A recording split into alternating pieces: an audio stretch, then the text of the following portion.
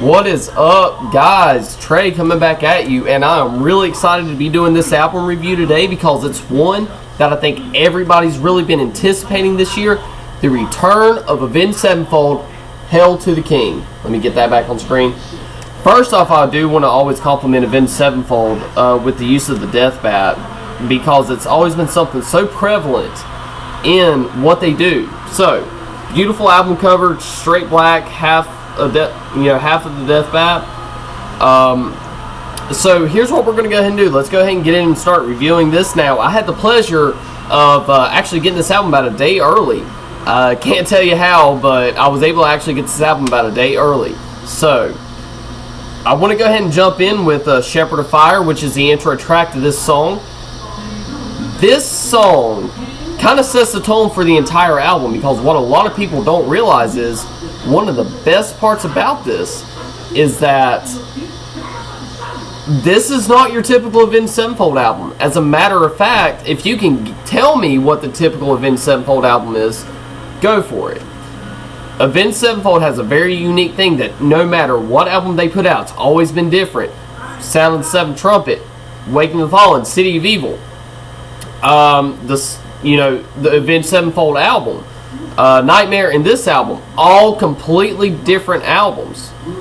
This has such a very old school metal feel, Iron Maiden-ish type feel. It flows so well. So yeah, first song really sets that tempo, really sets that tone. Now we go into the second track, which is Hail to the King, and Hail to the King is right now one of my favorite metal tracks running. It just has it's got it all. I mean, it's got the awesome riffs, sinister gates. You don't have to compromise.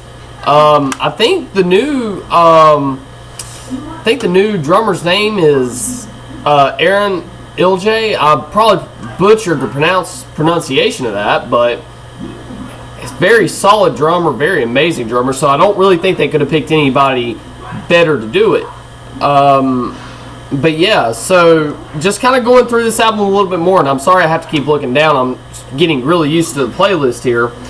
But songs like Doing Time, This Means War, Acid Rain, Planets. I mean, they really brought this old school metal vibe back about 4 or 5 years ago. Oh no, I shouldn't even say that. Back about 7 or 8 years ago. If you would have probably told me that Avenged Sevenfold would have wrote this album, I would have probably laughed in your fucking face, because this is something I would have never pictured. But it works so well for them. Just sonically, it's amazing. M Shadow's vocals are absolutely incredible, on point and crisp. I mean, the playing, everything, it just works. So, one of my favorite songs off this is Heretic. So, whenever you guys pick up this album, I definitely want you to give it a shot. Now, this album right here is going to get a 9 out of 10 for me. The only reason I'm giving it a lower score than I have given a couple other albums, it's too short of an album. It takes no time to really listen to it. I mean, but I highly advise any Avenged Sevenfold fan, new or old, go pick up this album. And if you're the old school heavy metal fans, if the only kind of things you listen to is like, Iron Maiden, Judas Priest, anything like this is a really good gateway to get you back into new metal. Newer metal, not NU metal, NEW metal. So, 9 out of 10, Hail to the King, Avenged Sevenfold, wonderful album. Definitely go check it out. But guys, I hate to cut this one short. I've actually got some stuff I got to get going to go do. So please definitely like, shares, and favorites are definitely appreciated. So metalheads, keep it real. Peace.